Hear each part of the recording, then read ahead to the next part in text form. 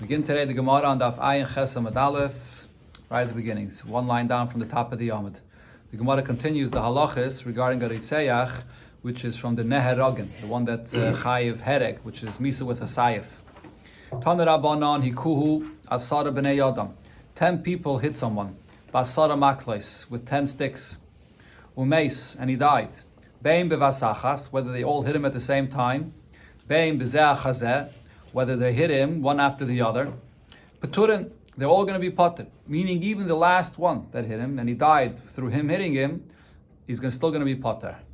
Now, the case that it's talking about over here is, as we'll see from the continuation of the Gemara, even in the case where these 10 people hit him, and they all hit him, ba'ifim kazeh, that it could cause him to die. It would cause him to die. But then, after the first guy hit him, someone else hit him, and another person hit him, and quickened his death. He would have died anyways, because he got such a strong, he got hit so strongly. Someone else, though, came and hit him afterwards, and he died quicker. So you would think that maybe the last one that caused him to actually die right away, quicker, he would be chayiv. So the Tanakama says, even the last one is going to be potter. Rabbi Yehuda ben Meseira says, Different cases, a lot of times, the last one is higher. Let's see. Rabbi Yehuda ben Meseira, all the details are coming. Rabbi Yehuda ben Meseira says, B'zeh chazeh, if it's a case where 10 people hit him, and it's one after the other, and the first one hit him, and he would die with this. But then, the last one is the one that hit him, and he actually died right away with this, then Achrin Chayiv. The last one will be Chayiv Nishikira Ves Misasai. Even though the other one hit him already and he would have died anyways, but the last one was Makarev. That he was brought him that he should die immediately. And therefore he will be Chayiv. Rabbi Yechanan explains what's the source of their machlokes. Shneim Mikra Echad Darshu.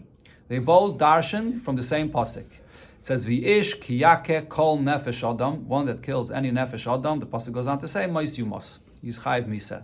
So the word that it's going to focus on here is Kol. Kol Nefesh. What does it mean, Kol Nefesh? Rabbanan say, Kol Nefesh means Adeka Kol Nefesh. One is only Chayiv Misa if he kills someone, but if he kills the entire Nefesh. Not like in this case where others hit him already before and he was going to die anyways. Yeah, you will Makarev his Misa, but he was going to die anyways, so then it's not Kol Nefesh. But Rabbi Yehuda ben Meseira says, Kol Nefesh means the opposite. Kol Duhu Nefesh. Any aspect of life. If he's just still alive, and then this person was Makarev his Misa, Kol Duhu, you're also going to be Chayiv for this. The term Kol in the Torah, sometimes Kol means it all, sometimes Kol means any. So over here, in this context of Kol Nefesh, they're arguing how you type the Lashon of the Pasuk. So according to the Rabbanan, the first one should have been Chayiv. No, the first one's not Chayiv, because B'poyel, when he actually died, the death was not a result of his makkah, because B'poyel, that someone else was Makarev his Misa. So can't be Mechayiv the first one either. But the other one did the first one did the Kol Nefesh. But he didn't die though, B'poyel, from that though. In actuality, his death was from someone else. Omarov. So now here the Gemara actually will explain that the machlokes is not just based on the psukim, on this pasuk rather, the two ways how to learn this pasuk, but it's also based on a svara, and they're not arguing in every single case. Let's see. So Rav says, Hakol Moedim, everybody will agree, B'hoiriges atreifa, when one kills a person that's a treifa. A treifa is an individual that can't live for 12 months because he has some defect in an organ in his body that he can't live. So a treifa in Torah is considered to be a gavra ketila, regarding certain halachas. He's a person that doesn't have life. So if a person kills a treifa, everybody agrees shu potter, that you'll be potter, because he's not a nefesh. He's a treifa, he's a person that can't live. On the other hand, begaisis b'dei shamayim. If there's a person that's alive, but he's extremely ill, he's ill to the point that he's about to die, but this happened b'dei shamayim, meaning that he got sick on his own, and he's at this point where he's about to die. And in such a case, someone comes and kills him, shu chayiv. Definitely this person will be chayiv. The fact that he's very ill does not take away from the fact that he's a live person, 100%, and therefore one that kills him would be chayiv. So what's the machlokes here of the Tanakama and Rabbi Yehuda ben Meseira? Ela v'geisis b'dei adam. When there's a person here that's already about to die, how? Because by someone else that hit him. So the one opinion over here is medami leila treifa. According to the Tanakama, we compare it to a treifa, and we say, just like by the treifa, since it's a person that doesn't have life anymore, he has a defect, he's going to die. So this person also, that someone else caused, that is going to die soon, so he's also in that same category as a treifa. So the last person that comes and kills him, he was mekarev his misa, but it doesn't matter. He's like a treifa and you potter. But Rabbi Yehuda ben Mesaida says, no, it's compared to a geisis, just like a person that's about to die, but it's because he got ill and he's about to die, but he's considered to be a complete live person. And in such a case, you're chayiv for this. So too over here, when others hit him and he's about to die, he's a geisis, but if you're mekarev his misa, then this person will be chayiv. Now the Gemara explains further what the basis of the two ways, whether you should compare it to treifa or geisis is. The opinion that says that you compare to the treifa, to the person that can't live. My time, why doesn't he compare to this person that's ill and about to die? Because geisis b'dei shamayim loy is avid be'maisa. By the geisis b'dei shamayim, nobody did anything to this person to bring him to this point where he's about to die. He's just on his own. He's alive, totally alive, and naturally, b'dei shamayim, he comes to this point that he's very ill. So how could you compare this case over here? Hi is avid be'maisa. Over here, others already took away part of his life through an action. The chiyuv of the Reitzeach is the action that he did to take away his life. All right, so over here, the person says, it's not my action that did this. Others already did an action to begin taking away his life. So how could you compare that to the Geisis B'dei Shemayim, where no one else did any action yet? And this Reitzeach was the first one to do an action to take away this life of the Geisis. So you can't compare it to the Geisis B'dei Shemayim. But you compare that logic also to a treifa. No, one second. By the treifa, though, the treifa is someone that has a defect. He can't live b'chlal. He's not al pitayred because he can't live. He's not considered to be a fully live person b'chlal. Right? One second. Let's see the other svara. The Gemara says, on the other hand, the one that says that we do compare it to the geisis b'dei shemayim. My time eloi medamile treifa. Why do we not compare this case when 10 people hit him to the treifa? Because the reason is, treifa machatchi simonim. Treifa is a person that there's something, an actual defect in his body where we know that because of this he's going to die. Whether over here it gives the example of machatchi simonim, that there was already simonim of his throat that were slit, that he's going to die, or another defect in his heart or something else that he's going to die. Over here in this case, what we're talking about when it says that 10 people hit him, even though the others that hit him in such a oifen that he would have died, but nevertheless there's no actual defect in his body that they caused, like by a treifa. So you can't compare it to a treifa. Right? So therefore over here, the last person that killed him and was mekarev his misa, he took a person that doesn't have any actual defect in any organs of his body, and he killed him, so he was the one that was mekarev his misa, therefore he will be chayiv for this. So as you see over here, the Rishonim point out that on one hand, the Gemara goes through a whole shakla v'tari here, explaining the svaris for this machlokes, but at the same time, the Gemara before brought that the argument is based on the pasuk. How do you touch the word kol nefesh in the pasuk? So it's this gufa, how you touch the lashon of the pasuk is based on the svara. Should you touch, as I mentioned, kol in the Torah could mean one or two things. Kol could mean the entire nefesh, or kol could mean a koldu of the nefesh. So over here, the reason why they're arguing about how you touch the pasuk is based on the svara, whether you should compare this to a case of killing a treifa, or you should compare it to a case of a geisis, b'dei shemayim, and you can't compare it to a treifa. Okay, now this is one inyan benegeh to this treifa. Now, based on this, the Gemara brings here first another braisa where we see that says like Rabbi Yehuda ben Mesaida. Tani Tana Kamed Rav Sheshes. A Tana taught in front of Rav Sheshes a braisa Ishki Yaka Kol Nefesh Adam. What is this pasuk coming to say? When it says Kol Nefesh Lahavi Amakes Chaveiroi Ve'em Bei Kedei Lahamis. One person hit his friend and he hit him light enough that it wouldn't kill this person. Then someone else afterwards came and hit him strong that it killed him. So the second person will be chayiv. That's the way the Bryce read. That's the way he taught the Bryce in front of Rav Sheshes. So the Gemara asks on this, the way this Bryce is being taught, it doesn't make sense. The first one hit him lightly, or light enough that he's not going to die. Now the second one came and hit him, and now you're saying that the second one is chayiv pshita. The second one is the one that killed him. The first one that hit him was light enough. Ella, rather, the pshat on this brayse is, as I explained before, this is the pshat in the previous brayse as well. Yesh by kedei lahamis. The first one that hit him strong enough that he's going to die. Now, but he didn't actually end up dying after the first person hit him. After the first person hit him, he would have died, but it could take a while. Now, the second person came, and he was makar of his misa, that he died right away. Shahu chayiv. So the second person will be chayiv for this. Ustame Rabbi Yehuda ben Beseira. This is a stam brayse like Rabbi Yehuda ben Beseira. So here it's in this brayse where you see the point, as I mentioned before, that this whole discussion here is dafki if the ones that hit him before also hit kedei lahamis. Not if the last one is the only one that hit kedei lahamis, then everybody would agree it's pashut that the last one is chayiv. Okay, so now in connection to this, we brought up over here the case of a treifa, one that kills a treifa that he's going to be potter because the treifa has a defect in the aver in his body and he can't live. So Omar Rava says, "Ha'hoireg is a treifa potter." As we mentioned, a person kills a treifa, he'll be potter for this. Now, a treifa shaharak, a person that he himself is a treifa and he killed someone. So bifnei bezdin, if the bezdin themselves, a bezdin of 23, saw this happening, chayiv, they're going to be chayiv. They'll be mechayiv and misa. Shaloi bifnei bezdin. However, if it happened not in front of a bezdin and it just happened in front of witnesses, and now the Eidim have to come and testify about what they saw in front of the bezdin, potter. In such a case, it's going to be potter. So the Gemara explains what's the reason for this difference. Memanav shachidi is chayiv or not. What difference does it make if he's in front of a bezdin or if it's Eidim that have to testify?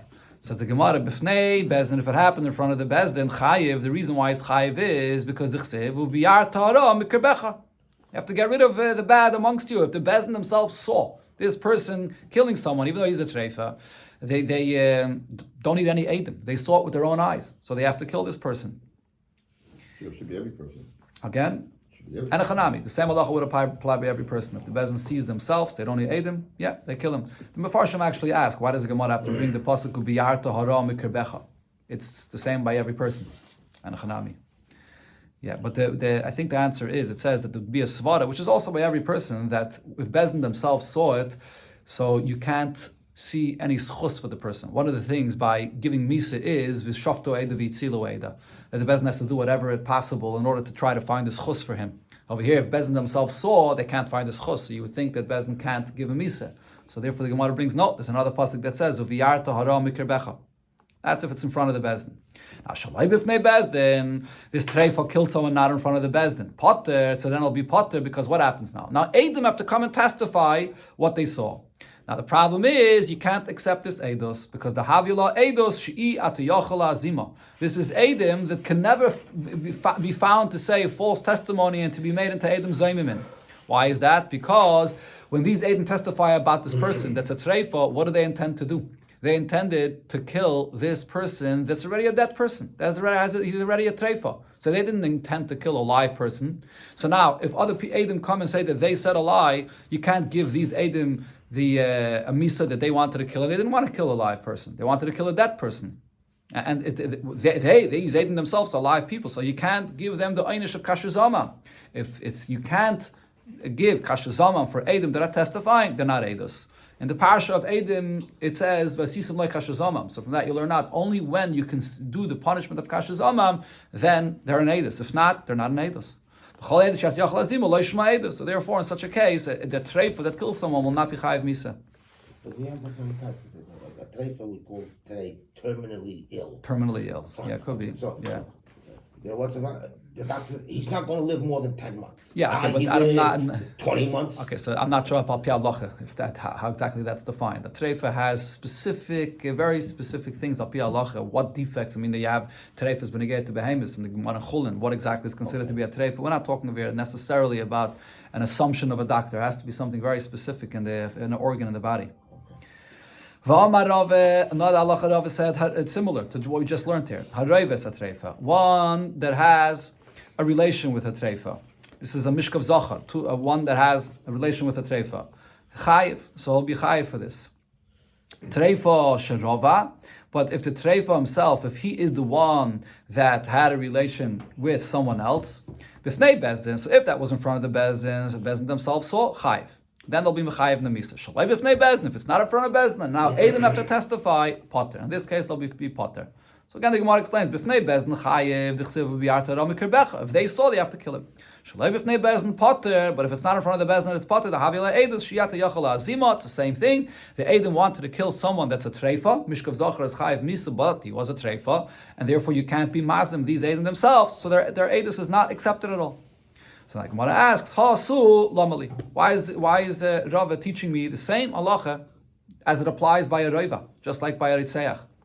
And says the Gemara, Hainu hach, it's the exact same thing. And says the Gemara, no, Harova es atrefe itzrachalei. Actually, the Chiddush was in the first part of the statement that Rava said, in the case of a person that had a relation with this person that's a treifa. What's the Chiddush here? Ma'al detema, I would think to say, Lahavi gemante mishamish meis. Since we said a treifa is a person that has a status of a dead man, so over here, this person that had a relation with this person that's a treifa, it should be considered to be like he had a relation with a person that's dead, and therefore v'li potter. He shouldn't be chayiv misa for this. Just like a ritzeach that kills a treifa, you potter, because you say that he's already a dead man. So it's just be the same regarding the aveda of being roiva. Kamash malon. So the Gemara answers, it's not the same thing. The mishumanohu. By a ritzeach, you chayiv because you took away a person's life, and over here he didn't take away his life. He's already a treifa. He's not alive. But over here, the Isser of, or the Aveda of Roiva is the Hana, the pleasure of this Aveda, and V'ha'isle Hana, even if the one that you had a relation with is a Treifa, but he had Hana, and therefore the same Aveda applies. That was the main Chiddush in this statement of Rava.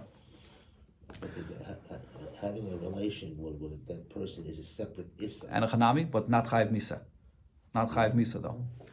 Another halacha Rava said, Eidim shehi'idu b'treifa. Eidim that testified about a treifa, and then v'huzmu, and they became Eidim Zaymimin, ein eragim. Then they will not be killed, as we just mentioned before, because they testified about a person that's already a treifa, is already a dead person. So they didn't intend to kill someone that's alive, so you can't give them any misa. However, Eidei treifa, what's if the Eidim themselves, they are a treifa? Shehuzmu, and then they were found to be Eidim Zaymimin. In such a case, these Eidim themselves, they are a treifa, and they said false testimony about someone. They intended to kill someone with their false testimony. They were found to be the Eidim Zaymimin, so they do get the punishment of Kashazamim, and they're killed.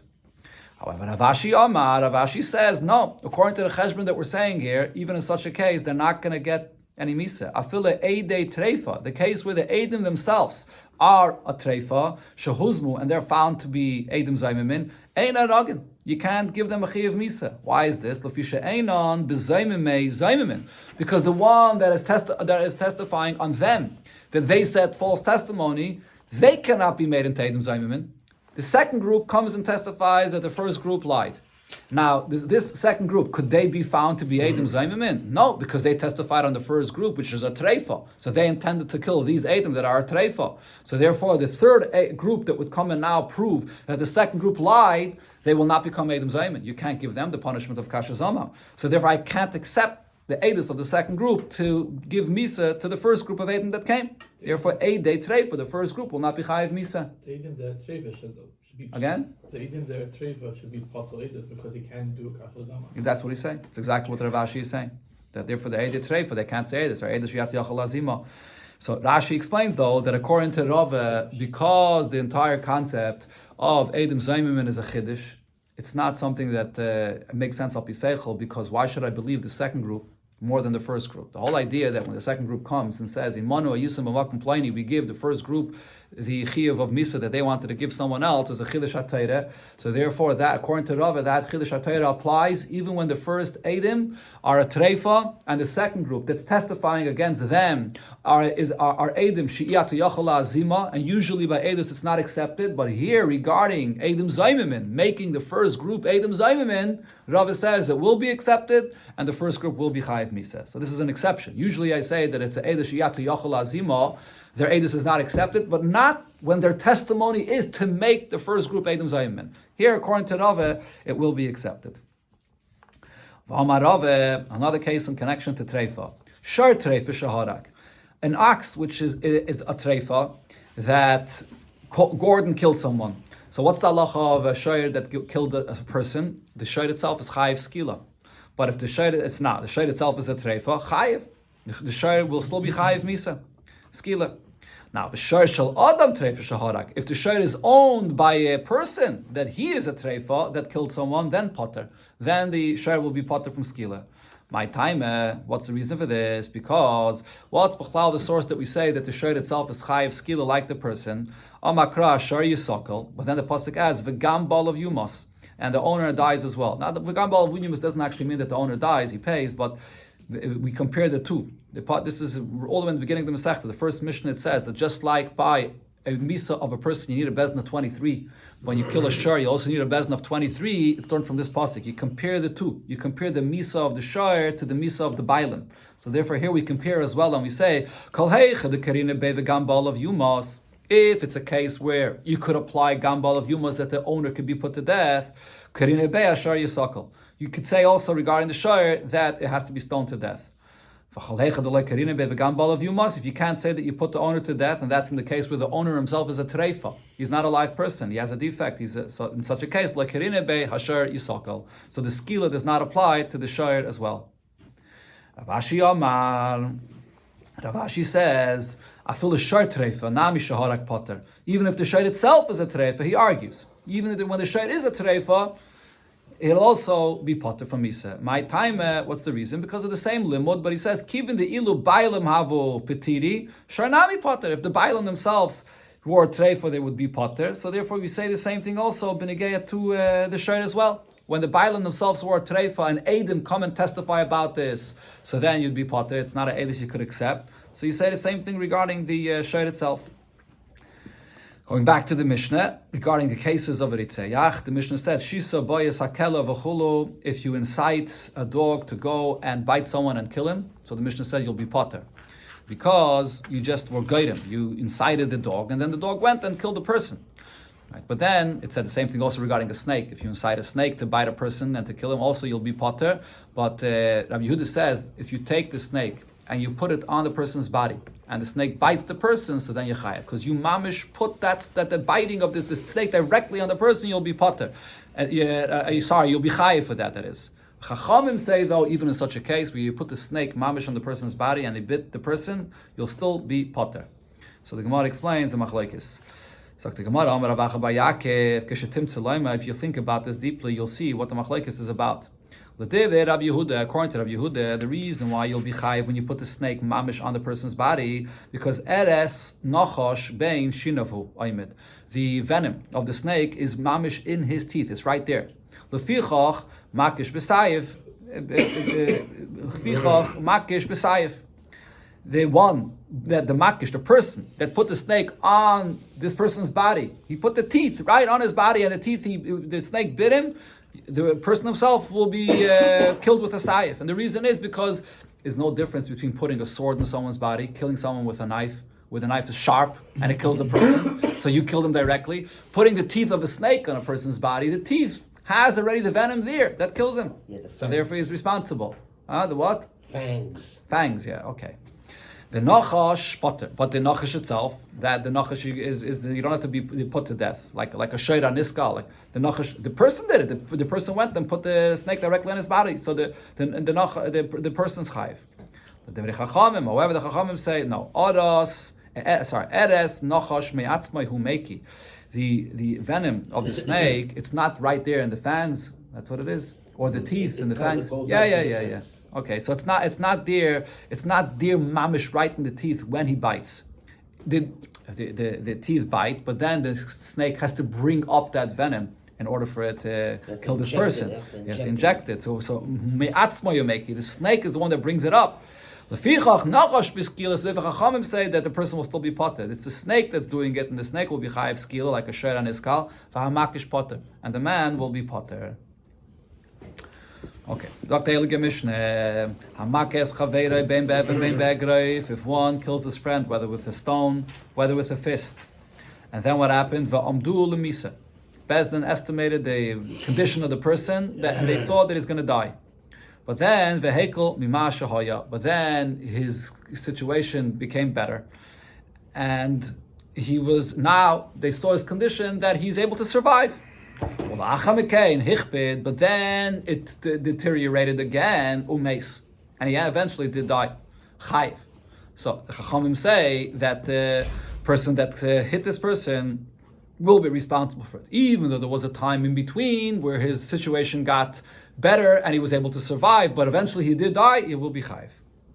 Rab Nechemia says potter. In such a case, he will be potter sheraglayim l'davar, because you see over here a proof for the fact that he did become better in between. There must have been something else that got involved that caused that his situation deteriorated again, and therefore you'll be potter for this. Okay, so the Gemara here brings that the machlokes actually is based on psukim. Tana Rabbanon, so in Abraisa we learned that Zu Darash Rab Nechemia. Rab Nechemia that was Mekel and says Yipoter, he dashed in this pasuk. It says in Yokom, when if you hit someone and now this person gets up, he's able to walk outside, he's able to walk, and he's relying on his kayach. So then the one that hit him will be clean. The one that hit him will not be chayiv misa for this because the person recovered. So the question is, it's an extra pasuk.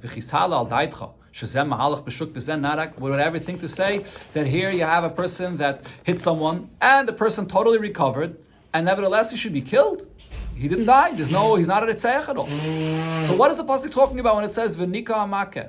So here, Rab Nechemia darshans elazeh sho'amdu lemisa. We're talking about someone that hit someone that he was originally. It was estimated that he would die.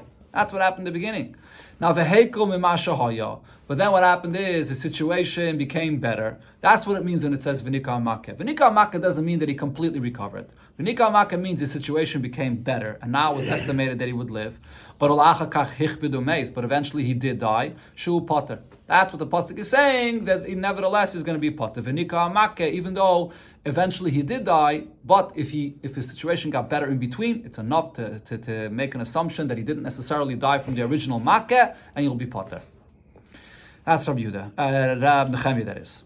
The Rabbanon that disagree with this, so how do they darshan v'nika amake in the pasuk? It's extra. Can't be just simply saying that he totally recovered and that the ritzeach would be potter. He's not a ritzeach at all. Hi v'nika amake my darshabe. What are they darshan from this pasuk? It's a whole different drasha. They say Malamed. What this pasuk here is teaching me is shechayv shenaisai, that a person that hits someone and it's not clear yet if the person will die or not. What happens is you have to imprison him, and you have to wait to see what's going to happen with this victim. And then v'nika amake, the pasuk is saying v'nika amake is saying that he'll be clean, meaning he's going to be taken out of the imprisonment that he was imprisoned when the victim recovered. So when it says that he recovered, it is talking about that he recovered completely. Why does it have to say if he recovered completely that the person that hit him is clean? He's clean, meaning that they take him out of prison. So here you see that he's put into prison. But Rab Nechemia Chavishim Yinale. He also holds that the person that hits such a degree where it could be that the victim will die, that they imprison him. What's the source for this? Yalef Mimekaishish. We learned this out from the story of the Mekaishish in Parshas Shlach. It says about the person that gathered, according to one opinion, he gathered wood on Shabbos and he was Machal Shabbos, and it wasn't clear what the halacha with him is. What did they do? They imprisoned him, and Moshe Rabbeinu asked the Eibishter what to do with this person. So we learn out from the Mekaishish that in a case where it's not clear, you put him in prison. The same thing here, when one hits someone and it's not clear if the victim will die or not, so you put him in prison.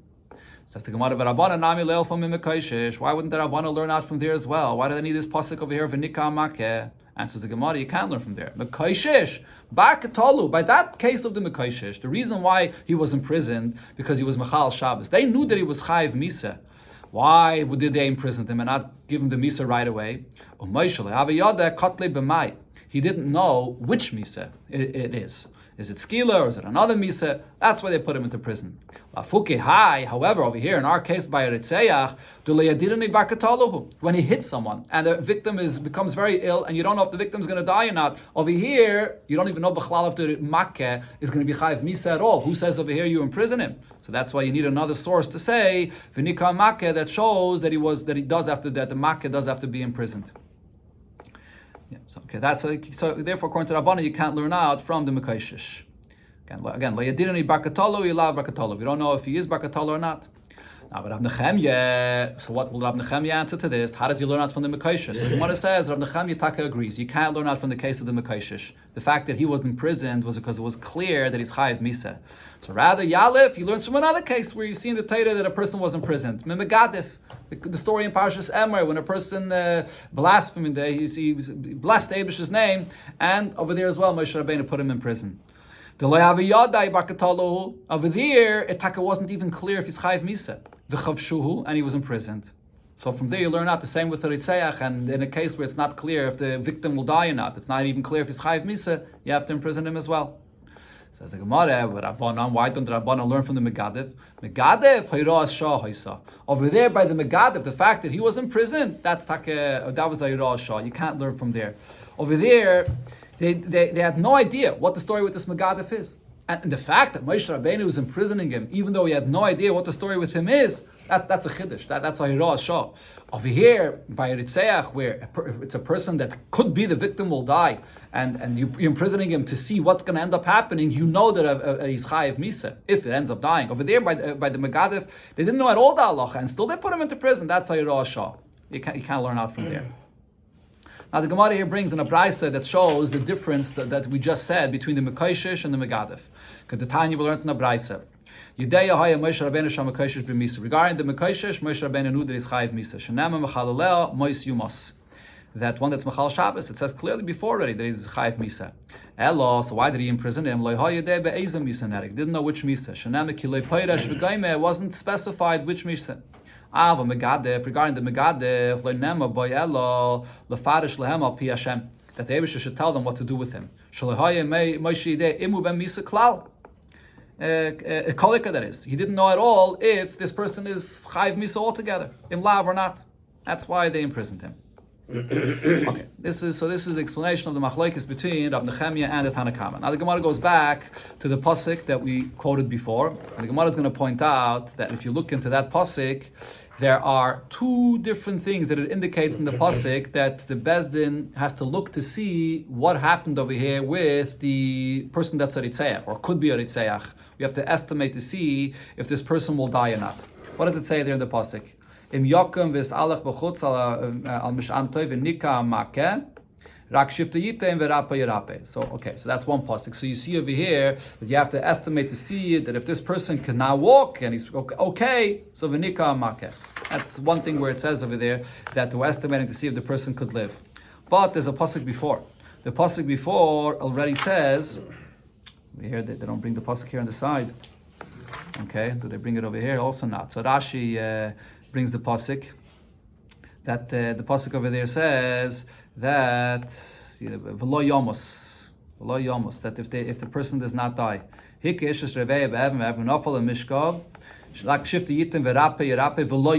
says before over there v'lo yomos, and that he didn't die, and therefore you only have to pay, as the pasuk says in the end, shifta yitim v'rapa yirape. So it says twice that the person did not die. You estimated and you saw that it didn't die. The question is, why does it have to say twice? That's Dr. Gemara. According to Rab Nechemia, it's understood. It's understood why it has to say twice in the pasuk that it was estimated and the person did not die. Why? What's the two times that it's saying over here? Chad, one drasha is the first time when it says v'lo yomos, that he did not die. What it's coming to say is amdul lemisa. They estimated that this was a makkah, that this person would die, but he didn't end up dying. V'chaya, and he ended up living. And it's coming to say that in such a case, the one that hit him will be pater. Right? You would think maybe if he hit him to such a degree that this person should have died, he didn't end up dying, but he could have died, you would think maybe you'd be chayiv for this. So it says, no, you're not chayiv for this. That's the first time it's saying this. Now, v'chad, the second time when it says again that he's walking al mish'antoi and v'nika makkah, why does it say the second time? According to Rab Nechemia, you need another drasha, as we explained before. Amdul lemisa. Over here, it's a case where he was first estimated he would die, and then v'hakel mimashahaya, he improved, it was better, and now he wouldn't have died, and then later on he ended up dying again. So over here, in this case, Rab Nechemia says, you'll still be potter. That's the second time that it's saying it. But according to the Rabbanan, treyum deni lamali. Why is it saying the pasuk twice that this person is estimated that he wouldn't die if, according to the Rabbanan, in a case where he improved in between, he's still going to be chayiv? And says the Gemara, you need both. You need two times in the pasuk. Chad amdu lemisa v'chaya. One is a case where, like we said before, according to Rab Nechemia, that the person that was estimated that he would die, and then he ended up living, that the one that hit him is pater. And v'chad amdu l'chayim umeis. But then it has to teach you also something else. If the person was estimated that he would live from this makkah, but he actually ended up dying, that even in such a case, the pasuk has to teach you that the makkah would be potter. You would think that if he ended up dying, maybe you should be chayiv for this.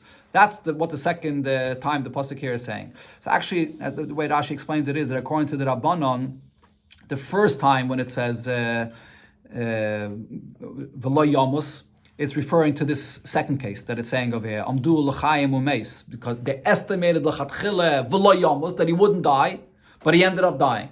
So then the one that hit him would be potter for this. It's the second time when the pasuk says that he goes on mishantoi v'nika makeh. It's the second time that it's talking about what the Gemara here says first, according to the Rabbanon, that amdu lemise, but then v'chaya, he recovered. He's walking on mishantoi. He didn't end up dying. That's the Seder over here. The way it says according to the Rabbanon, it's the opposite of the way it is in the pasuk. Okay, but now the Gemara explains. So why does the Rabbi Nechemia say this? Why doesn't he say that you need a second time to say a person that was estimated that he would live and he ends up dying, that you would be potter? Then he wouldn't have an extra pasuk to darshan that you potter, like the case that he said when the person recovered in between. But Rabbi Nechemia says this case that the Rabbanan say amdu l'chayim umeis, a case where a person was originally estimated that he would live and he ends up dying, lo tzarich kra. For this, you don't need a pasuk to say that the makkah would be potter. If he was originally estimated to live and he ends up dying afterwards, that's something else that happened. So then you don't even need a pasuk for this to say that he would be potter. Tana Rabbanon, in a brayse we learned hamakes chaveiroi v'amdu lemisa. One hits his friend and they estimated that he would die, and v'chaya, and he ended up living. Paitre naisai. So we pater him. You pater the makkah. If they estimated that he would die, and then he improved from what he was, and now it looks like he would live.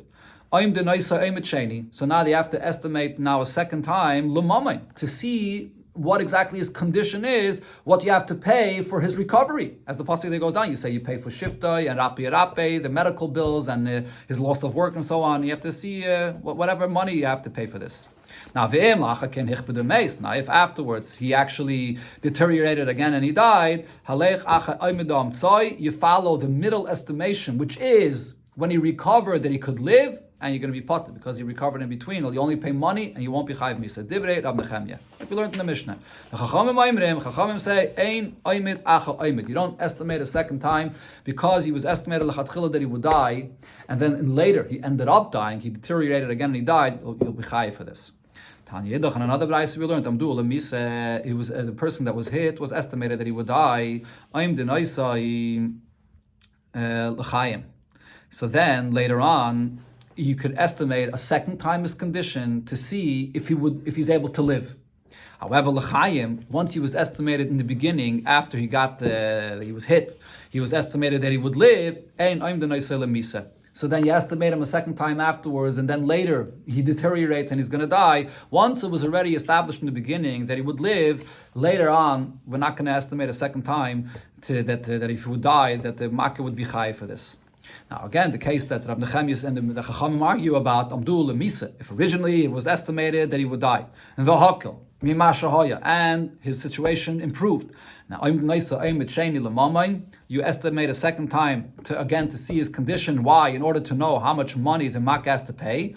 And then if later he ends up dying, what do you pay? Mishalem nezek. So now here, this brayse, as Gemara will say, follows Rab Nechemia's opinion. That even if he ends up deteriorating and he ends up dying, so the makkah is going to be potter of misa. What does he have to pay? Mishalek nezek v'tzar l'yarshim. He has to pay for the nezek that he caused and the tsar, whatever it is, even though the person ends up dying. So you're not chayiv misa, but you have to pay the monies that you have to pay for the inheritors. Now, me'emisai mishalem. When we estimate over here the value of what exactly you have to pay, at what time are we estimating the value of what the loss that the person that hit him caused that you have to pay? Mishah sheiko. You have to estimate the first time that you estimated him, from when he was hit. Whatever nezek or tsar or whatever it was then, that's what you have to pay. Not the second time he was estimated. You would think maybe because he improved. No, you estimate him the first time, and that's what you have to pay moment. But for the misa you potter, ustamek Rab Nechemia. This brayse is a stam brayse like Rab Nechemia, that if a person improves in between, even if he ends up dying, still the makkah will be potter for this.